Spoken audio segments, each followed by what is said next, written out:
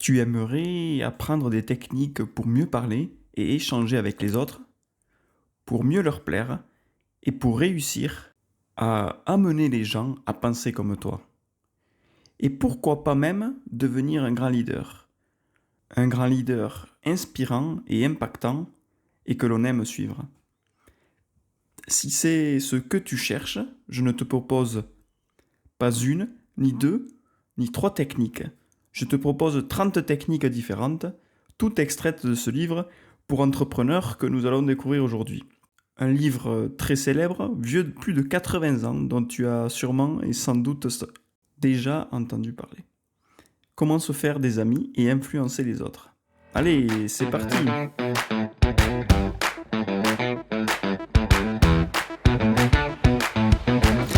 bienvenue encore une fois, une semaine de plus dans les résumés du succès. Alors comme chaque semaine, aujourd'hui nous allons analyser un livre très spécial, un livre intemporel, un des plus célèbres de l'histoire en matière d'entrepreneuriat et de développement personnel.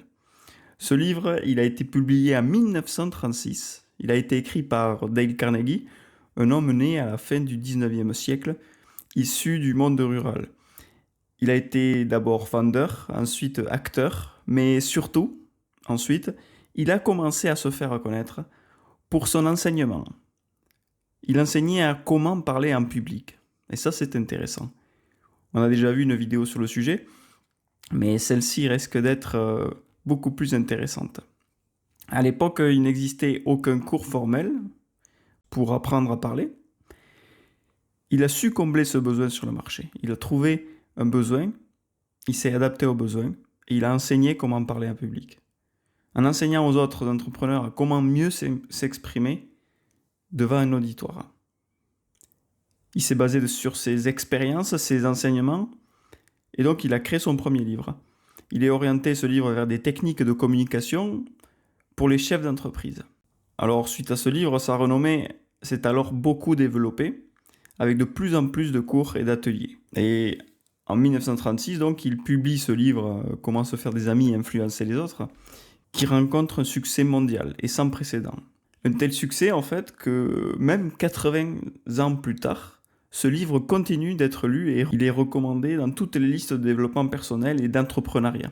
Aujourd'hui, il est vendu à plus de 80 millions d'exemplaires. Imaginez, c'est énorme. Et donc, ces principes sont loin d'être dépassés. Ils restent toujours valides aujourd'hui parce que, vous verrez, ces 30 techniques sont d'actualité. Ce ne sont pas des secrets bien gardés ou cachés. Mais ce n'est pas un livre spécifiquement sur la gestion d'entreprise. On n'y parle ni de marketing, en fait, ni de direction d'entreprise, ni de gestion de personnel. Ce livre traite d'un sujet encore plus fondamental, en fait, c'est la capacité à se connecter et à construire des relations avec les autres. C'est ce que nous allons voir aujourd'hui. On appelle aujourd'hui ça le networking, parce qu'en fait, le networking, c'est établir des relations où tout le monde gagne. Gagnant-gagnant, on a vu dans un autre livre. Trouver des synergies professionnelles et mettre en place un cerveau collectif où tout le monde prend des décisions et réfléchit ensemble. Pour cela, il est indispensable en fait de développer des compétences spécifiques et relationnelles. Et c'est ce que propose ce livre en fait. 30 techniques et compétences relationnelles. Le livre est structuré donc en 4 grandes parties, contenant au total 30 techniques, des règles ou des conseils, comme vous voulez. Donc on va déjà faire un sommaire de ce livre. Parce que chaque conseil que vous allez trouver ici, il est illustré d'exemples concrets, souvent liés à de l'expérience avec des personnes célèbres, et ayant déjà appliqué ces principes avec succès. Mais ici, on va essayer de faire plus court. Je vous invite absolument à lire ce livre, si vous voulez davantage d'exemples sur chaque technique. Le livre n'est pas organisé en stratégie par à pas, mais plutôt sous forme de conseils illustrés par des histoires. Bon, ici, je ne vais pas raconter toutes les histoires du livre, le mieux c'est de le lire, mais je vous donnerai un exemple, à minima, sur les techniques qui me semblent les plus importantes. Donc, il y a 4 parties dans ce livre. La première partie, ce sont les techniques pour mieux traiter avec les autres. La deuxième partie, c'est comment plaire aux autres. La troisième, c'est comment amener les autres à penser comme nous. Et je pense que celle-ci va vous intéresser, c'est la plus importante.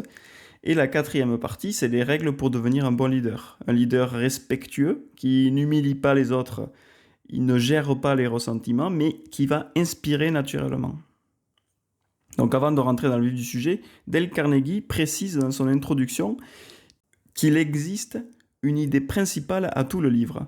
Et même si elle n'est pas toujours exactement et explicitement formulée, on va voir quelle est cette idée. Alors pour moi, cette idée qu'on va voir ici, la principale qui va se retrouver dans le livre, c'est l'empathie.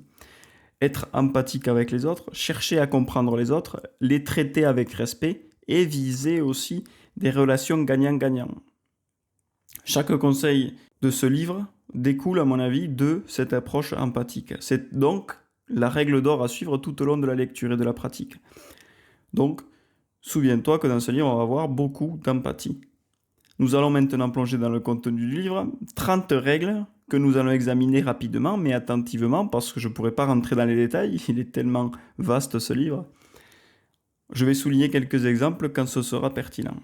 Allez, c'est parti! Et donc la première partie, c'est 3 techniques pour traiter avec les autres. La première technique, ne critiquez pas, ne condamnez pas et ne vous plaignez pas. Alors, de quoi il s'agit ? Il s'agit simplement d'éviter de censurer les autres quand ils parlent. Dale Carnegie nous recommande d'essayer de comprendre les autres en faisant preuve d'empathie. Là, ça y est, on reprend déjà cette première règle d'or. Se mettre à leur place, essayer de comprendre pourquoi ils réagissent de telle manière. Pourquoi éviter de critiquer alors ? Parce que toute critique, elle est inutile. Elle ne fait que mettre l'autre sur la défensive. Donc cela conduit soit à de la colère, soit à de la tentative de justification. Alors bien sûr, il y a des critiques constructives, hein, mais la critique, principalement, elle blesse l'orgueil des gens. Donc il faut l'éviter, selon Dale Carnegie, et chercher à comprendre plutôt qu'à censurer les autres. Nous-mêmes, on fait des erreurs. Donc il est important de se mettre à la place des autres, reconnaître ses efforts et éviter de détruire son ego. Allez, on passe à la technique numéro 2, qui est montrer une appréciation honnête et sincère. En lien donc avec la première règle, au lieu de critiquer, il faut chercher à satisfaire le désir profond des êtres humains, qui est le besoin de se sentir important. Alors on a tous besoin de se sentir important dans un groupe, et je trouve que cette technique numéro 2, déjà, elle est puissante. Mais elle nous rappelle qu'on a ce besoin-là en nous. Donc le livre va donner des exemples comme Rockefeller, qui satisfaisait son besoin en finançant des hôpitaux. Ou encore Dillinger, qui était un célèbre bandit à l'époque, qui lui, en fait, il cherchait à se sentir important par des moyens destructeurs. Et donc il faut voir qu'on cherche toujours par tout moyen de se sentir important. Il faut donc utiliser des moyens constructifs pour se sentir important aux yeux des autres.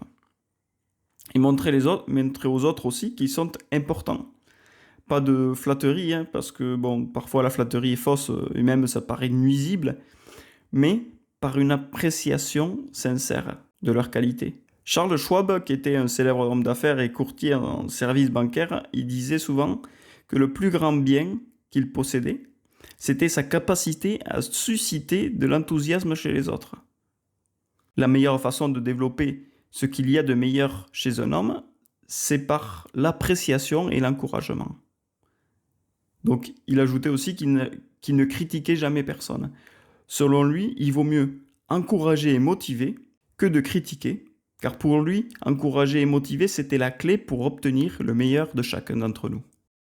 Allez, on passe à la technique numéro 3, c'est éveiller chez les autres un désir ardent. Alors, qu'est-ce qu'un désir ardent ? C'est un désir très intense et profond que l'on a en nous. Et comment l'éveiller chez quelqu'un alors ? Donc, en parlant de ce que veut l'autre.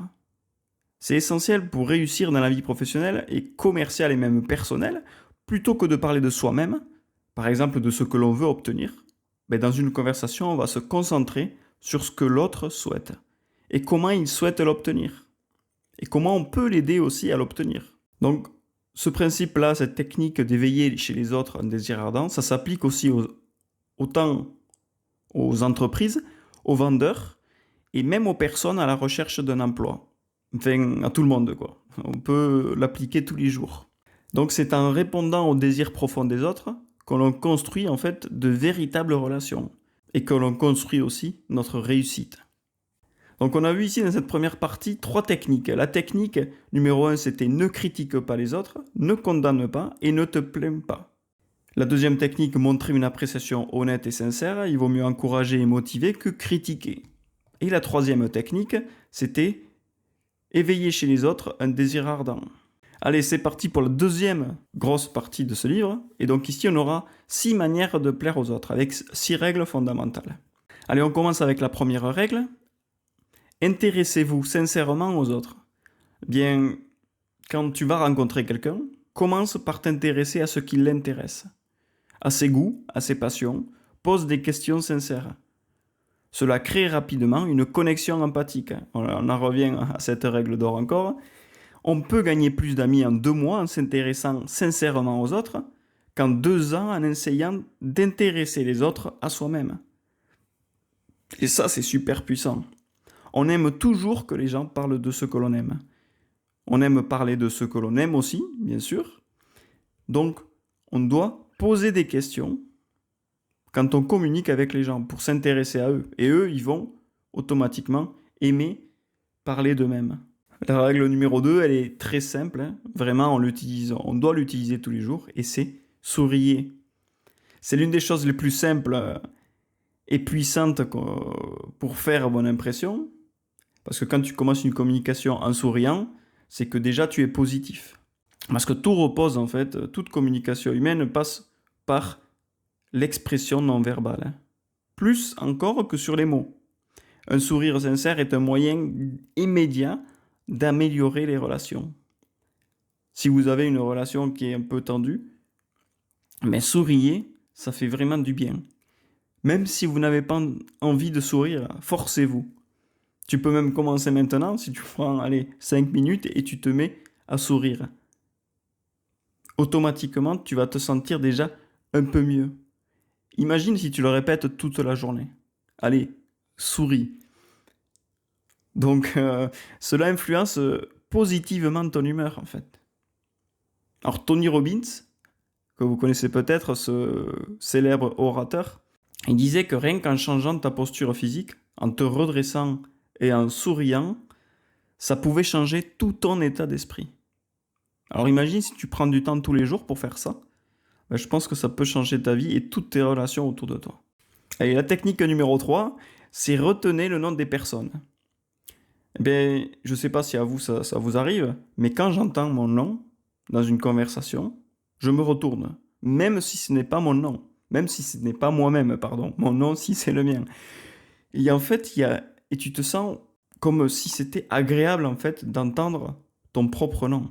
Alors ce que je vous conseille ici, c'est dans les relations humaines, dans les relations autour de vous, que ce soit professionnelles, personnelles, on vous présente quelqu'un, tu dois faire l'effort de retenir son nom dès la première rencontre. Et donc ensuite, tu vas réutiliser son nom pendant les conversations. Déjà, premièrement, c'est une marque de respect, une marque d'attention aussi parce que tu te souviens de la personne. Et le troisièmement, ça va renforcer la relation avec cette personne.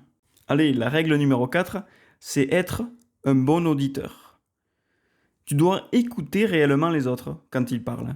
Ne cherche pas immédiatement à parler de toi-même, mais plutôt pose des questions sur ce qui passionne la personne avec qui tu parles.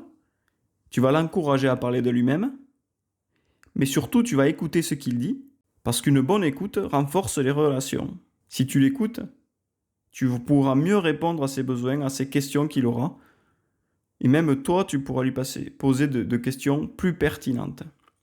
Alors ne parle pas de toi, que si on t'invite à le faire. Sinon, privilégie en fait une écoute active, en regardant dans les yeux, en posant des questions, en montrant un véritable intérêt envers la personne avec qui tu parles. Allez, sois un bon auditeur et écoute les autres, ne parle pas de toi.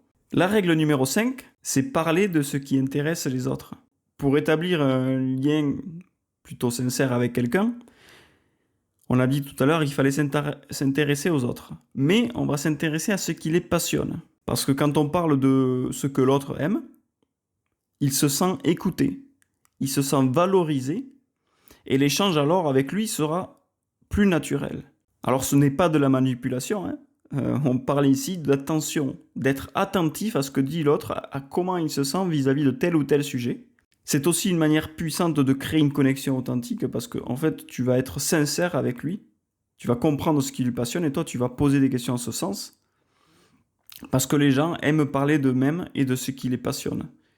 Donc, donne-leur cette chance de parler d'eux-mêmes et tu verras qu'en fait, ils seront satisfaits de parler avec toi. Ils voudront revenir parler avec toi parce que toi, tu les as écoutés, tu as compris leurs besoins, tu as été empathique en fait au final. Prends du temps pour écouter les autres, pour parler de ce qui les intéresse.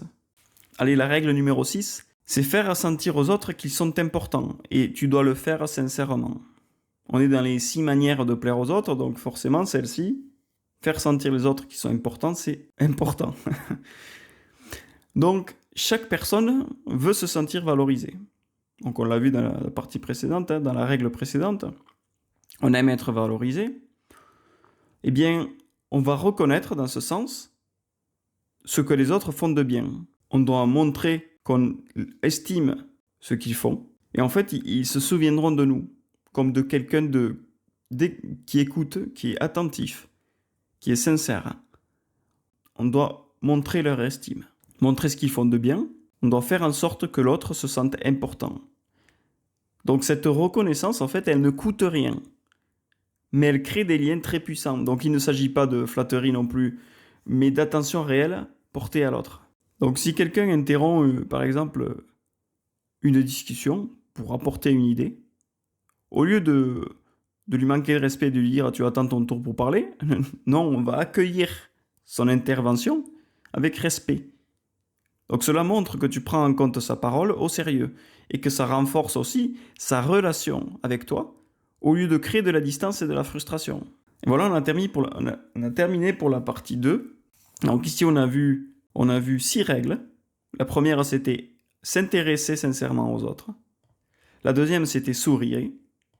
La troisième, c'était retenir les noms des autres pour l'utiliser dans les conversations, parce qu'on aime tous écouter notre nom dans les conversations. La partie 4, on doit être un bon auditeur, écouter les autres, de manière à poser des questions. Mais quand on écoute, on regarde dans les yeux et on montre un véritable intérêt. La partie 5, c'est parler de ce qui intéresse les autres. Et la partie 6, faire sentir aux autres qu'ils sont importants. Et là, on rentre dans la troisième partie qui est la plus longue, donc je vais faire quelque chose de plus court, c'est-à-dire définir la règle rapidement. Et ici, on va avoir 12 règles pour faire que les autres pensent comme nous. La règle numéro 1, c'est chercher des points d'accord. On va chercher des terrains d'entente et des solutions où les deux parties peuvent bénéficier. Donc on parle ici de gagnant-gagnant, de ce concept-là, où tout le monde gagne, personne ne perd. Accepter que l'autre ait partiellement raison. Bon, on identifie les éléments du raisonnement positif de la personne qui est en face de nous. On va chercher des raisons valables pour trouver un bon compromis entre les deux personnes. Ça, c'est la règle numéro 1, cherche un point d'accord.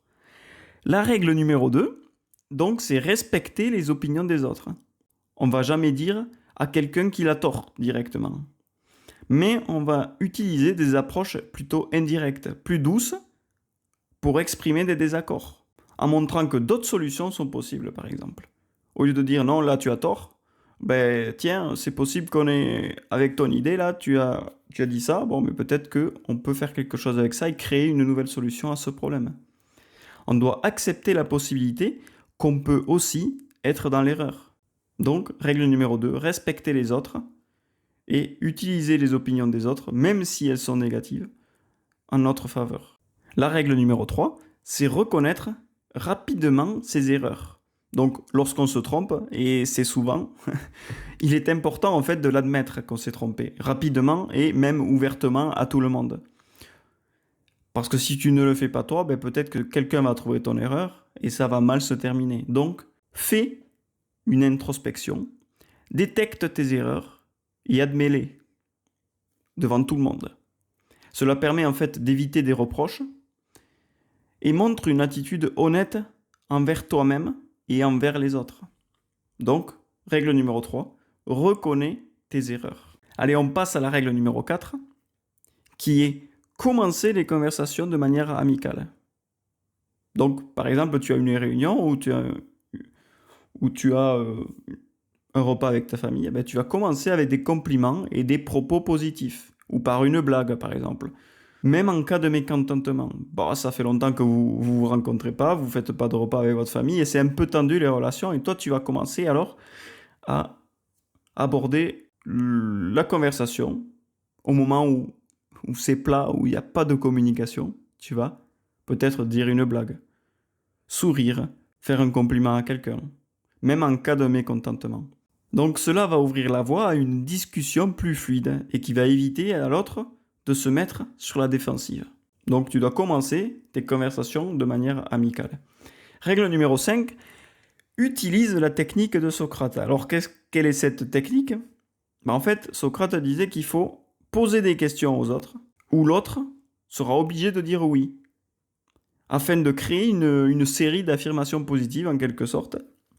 Et en fait, cela prépare le terrain pour une réponse oui à la proposition principale. Par exemple, ton sujet, c'est vous venez tous en voyage au Canada, et ben, toi tu vas commencer par dire ben, quels sont les côtés positifs du Canada. Ah oui, au Canada, il y a les montagnes, il y a plein de choses, il y a plein de lacs et tout ça. Est-ce que vous aimez ça? Ils vont dire oui. Est-ce que vous aimez euh, est-ce que vous aimez l'état d'esprit du Canada? Ils vont dire oui, par exemple. Et à la fin, tu dis, bon, ben, on part tous au Canada l'année prochaine. Est-ce que ça vous dit? Peut-être qu'ils vont dire oui. Bon, c'est un peu cher, hein, c'est un exemple un peu, mais voilà. Un autre exemple pourrait être, lors d'une réunion, avant de proposer un changement de logiciel qui est un peu difficile à faire adopter ce changement, ben, tu vas demander, est-ce que tout le monde trouve le système actuel lent? Ben, ils vont dire, ah oui, c'est très lent, il y a besoin de changement quand même. Et est-ce que ce ralentissement-là, il complique nos délais? Bah, ils vont dire forcément oui, parce que c'est lent, donc forcément c'est difficile à délivrer un produit fini dans le temps imparti. Et donc ils vont dire oui. Et donc au moment où tu vas dire, bah, il y a ce changement de logiciel que j'ai besoin de vous proposer, est-ce que vous validez? Eh bien, ils vont dire oui. Parce qu'il y a eu cette série de oui, justement, qui a été faite juste avant. Voilà, donc utilisez cette technique pour préparer le terrain à votre proposition principale et que tu finisses par avoir une réponse positive. Allez, la règle numéro 6, on continue. Je vous l'avais dit, il y a beaucoup de règles ici, il y en a une trentaine, donc on avance petit à petit. Et donc la règle numéro 6, c'est permettre à l'autre de parler davantage. On doit le laisser exprimer ses idées, même s'il a tort. Hein, on va attendre qu'il s'exprime, qu'il termine sa communication, afin de mieux comprendre sa position envers ce sujet.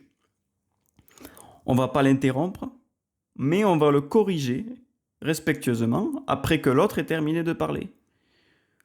En fait, dans la vie, on est toujours pressé de répondre. Mais laisse parler les gens. Écoute, pose des questions pour approfondir le sujet et mieux comprendre la position, afin de mieux répondre. Permets à l'autre de parler davantage, laisse-le parler jusqu'à qu'il ait terminé, et ensuite réponds respectueusement. Et si tu dois le corriger, fais-le, mais en douceur. La règle numéro 7, c'est obtenir la coopération de l'autre. En fait, ici, on doit faire en sorte que l'autre personne pense que l'idée vient d'elle-même. Cela crée une grande coopération, car les gens, en fait, ils aiment leurs propres idées. Et bien, par exemple, dans un brainstorming d'équipe, tu as trouvé une idée pour résoudre un problème. Même si, voilà, vous étiez en groupe, c'est toi qui as initié cette idée. Eh bien, à la prochaine réunion, par exemple, de service, tu exposes le sujet et tu dis que c'est le groupe ou telle personne de l'équipe qui a trouvé cette solution, alors qu'elle venait de toi au départ. Voilà le principe de cette règle numéro 7, parce qu'on aime avoir des idées, et on aime aussi être reconnu pour avoir trouvé des idées. Et même dans une réunion de service, on ne s'attend pas forcément à entendre notre nom dans la réunion. Même ça, c'est déjà positif. La règle numéro 8, c'est voir les choses du point de vue de l'autre. Dale Carnegie, ici, en fait, il souligne l'importance de la compréhension empathique. On revient encore sur l'empathie. Hein. Comme on disait tout à l'heure, c'est comprendre les autres, se mettre à leur place. Et voilà. Et voir surtout les choses du point de vue de l'autre. On doit comprendre pourquoi une personne demande quelque chose Ça permet de mieux répondre à ses attentes et de trouver des solutions adaptées. Se mettre à la place des autres, en fait, ça peut transformer une situation de stress en une meilleure coopération. Si tu comprends ces sources de stress, tu vas mieux t'adapter et améliorer cette communication. Allez, la règle numéro 9, c'est montrer de la sympathie pour les idées et désirs de l'autre. Par exemple, lorsque un client se plaint, il dit ce système il est lent, ce logiciel il est lent, il faut bien comprendre, il faut bien d'abord montrer de la sympathie pour ses sentiments. Par exemple, je comprends effectivement que c'est lent, on travaille au mieux pour s'adapter à votre besoin et à votre problème. On va montrer de la sympathie pour commencer. Pour montrer à la personne qu'on comprend ses émotions. Elle est stressée, elle est en colère, on comprend ses émotions. Ça va créer en fait un rapport de respect et de confiance entre les deux personnes. En fait, si vous offrez du respect et de la sympathie, vous en recevrez un retour. Donc c'est gagnant-gagnant aussi, mais c'est vous qui faites le premier pas pour que cette relation client qui est tendue devienne plus harmonieuse et devienne plus tranquille. Alors on continue sur ces 12 règles. La règle numéro 10, c'est appeler au motif noble. Alors qu'est-ce qu'on veut dire par là? En fait, les gens, ils peuvent avoir des raisons nobles de faire quelque chose. Mais souvent, leurs véritables motivations sont plus égoïstes. On pense que c'est une idée qui convient à tout le monde, mais peut-être qu'au final, cette motivation n'est pas celle initiale, mais plutôt quelque chose d'égoïste qui pense, en fait, qui va servir aux intérêts de cette personne. Exemple, lorsqu'un collègue propose de prendre en charge un projet, avec potentiellement une prime à la clé, en affirmant qu'il veut aider en fait l'équipe à réussir, même si toi tu soupçonnes qu'il cherche surtout à bien se faire voir de la direction et avoir cette prime, en fait tu vas le soutenir dans son initiative et tu vas pas le questionner sur ses motivations en fait. Tu vas pas lui dire ouais mais toi tu veux ce sujet parce qu'il y a une prime à la clé, parce que tu vas monter un grade peut-être à la fin, non. Tu vas essayer de le soutenir son initiative parce que si tu l'aides aujourd'hui, peut-être que plus tard il se souviendra de toi. Aide les personnes avec des motivations plus hautes, plus élevées. Ça va peut-être te permettre à toi plus tard de monter aussi. Aide l'équipe à réussir. Règle numéro 11, dramatisez vos idées. Alors ici ça paraît négatif, mais pour capter l'attention et faire passer un message, par exemple, de manière efficace, moi je pense qu'il est essentiel de donner une dimension émotionnelle et dramatique à ce que vous dites. Et c'est ce que dit ici Dale Carnegie, c'est que le storytelling, qui est l'art de parler, de communiquer, de raconter des histoires, aide en fait à rendre les idées plus attrayantes et mémorables. Car les gens, en fait, ils vont se connecter aux histoires plutôt qu'aux simples faits. Donc plutôt que de simplement vanter les caractéristiques d'un produit, par exemple, dans une entreprise, le marketing, en fait, c'est raconter une histoire autour de ce produit, autour de l'expérience que peut offrir ce produit.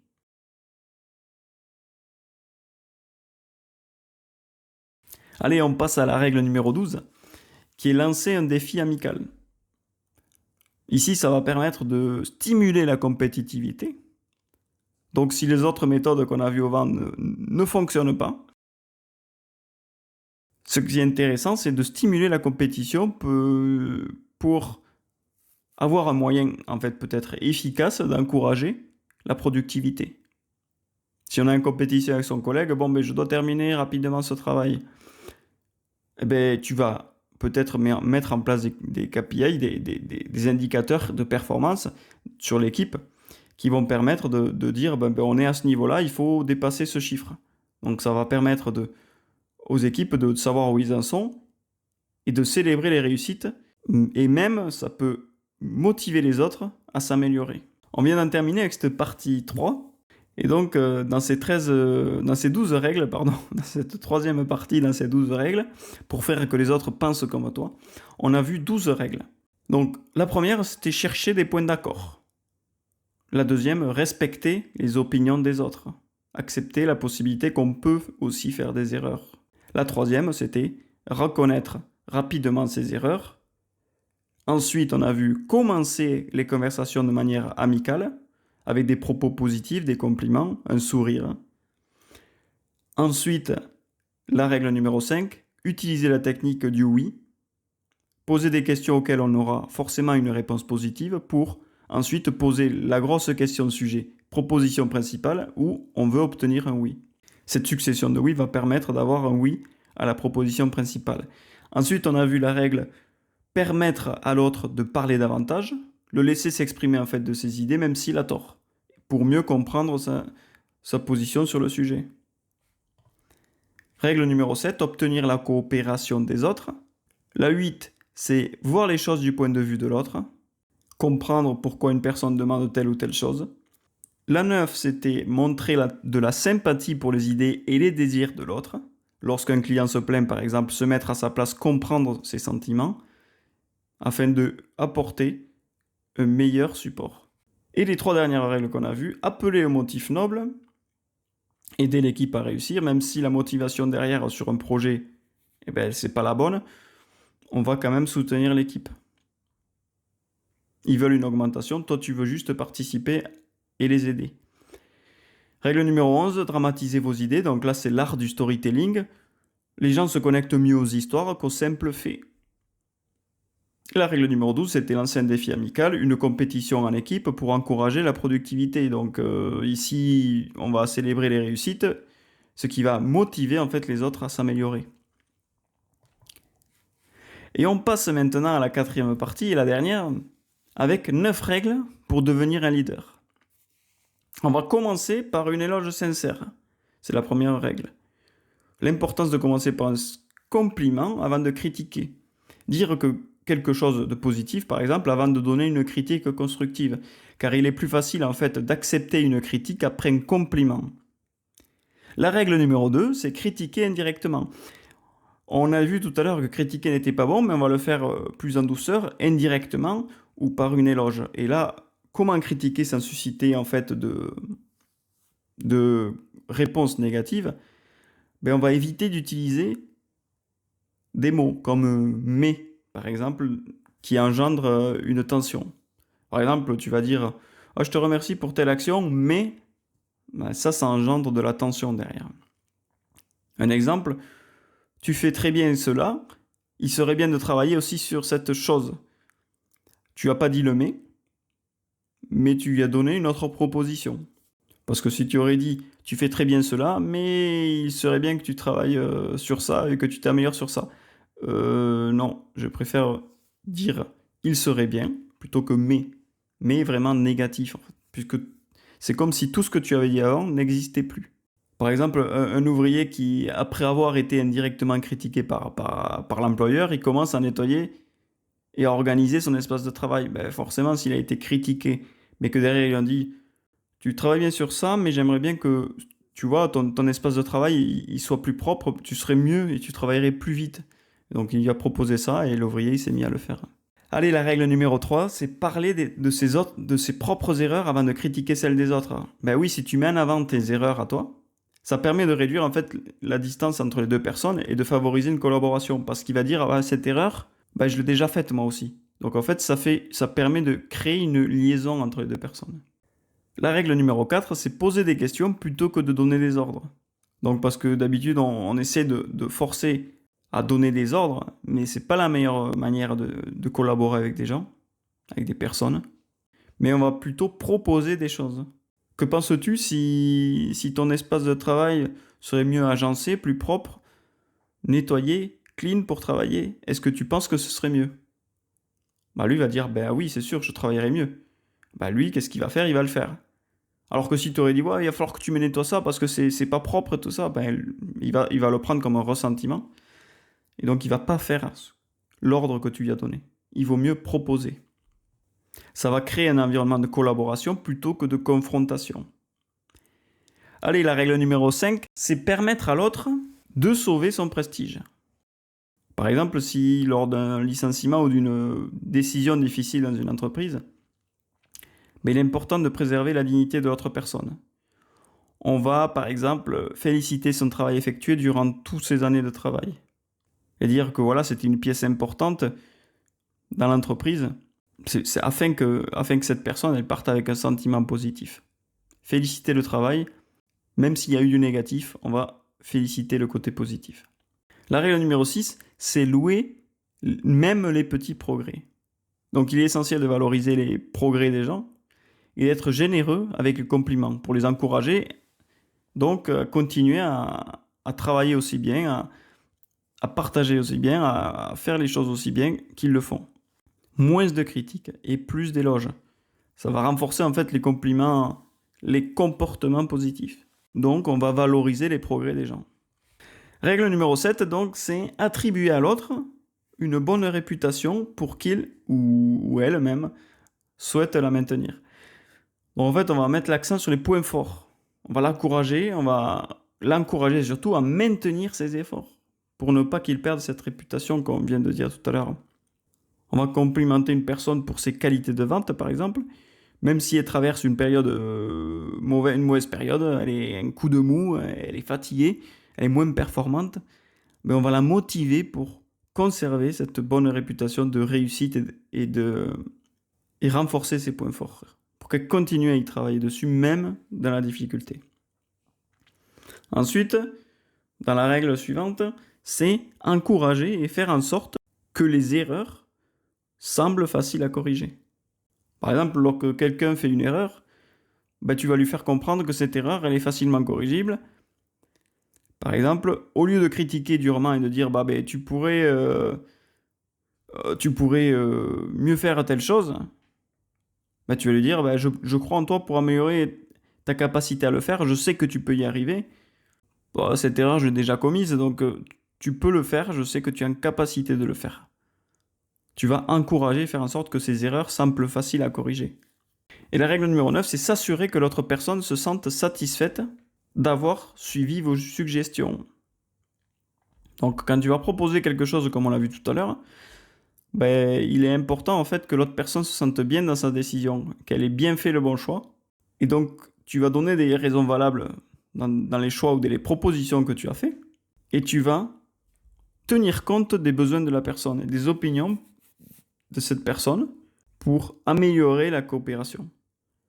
Donc tu vas t'assurer que l'autre personne se sente positive, satisfaite d'avoir suivi ce que tu as suggéré.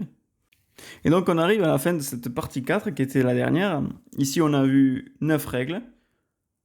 Commencer par une éloge sincère, critiquer indirectement, parler de ses propres erreurs pour améliorer la collaboration, poser des questions au lieu de donner des ordres, proposer des choses plutôt que de donner des ordres, donc permettre à l'autre de sauver son prestige, sa réputation.